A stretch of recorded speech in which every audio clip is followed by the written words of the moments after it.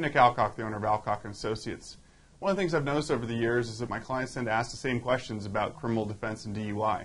So what I did was assemble the website where we talked about the basic issues involving DUI arrests, what you can do to avoid criminal charges, and how best to survive the criminal system.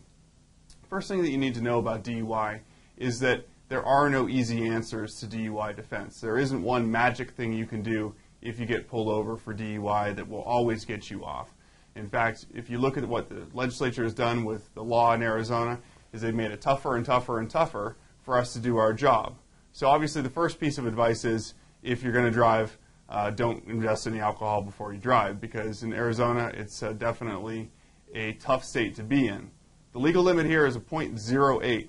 What that means for a typical person is 3 or 4 drinks. That can get you over that legal limit very, very quickly. Now, a lot of people get confused about that, though, because the legal limit actually can be under .08. And if you're impaired to the slightest degree by alcohol, you can be convicted of DUI in Arizona. So even though there is a legal limit, that's one charge, that's one element of DUI. The other element is whether or not you were impaired by alcohol, drugs, or toxic vapors. So when it comes to DUI defense, the best bet is not to, obviously, drink.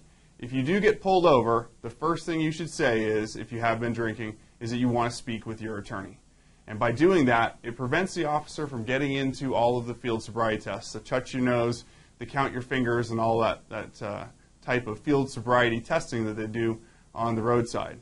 So if you say, I'd like to speak with my attorney, what they can do is they can have to either arrest you or let you go.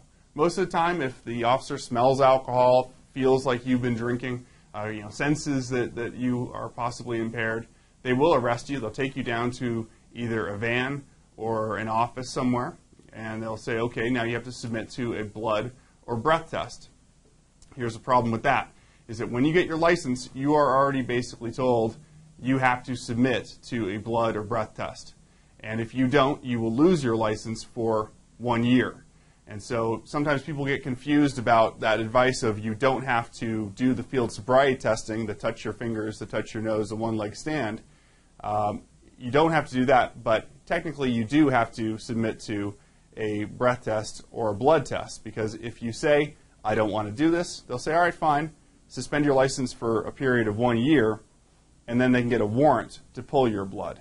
So we'll get into the elements of whether or not you should submit to a blood or breath test in the next section.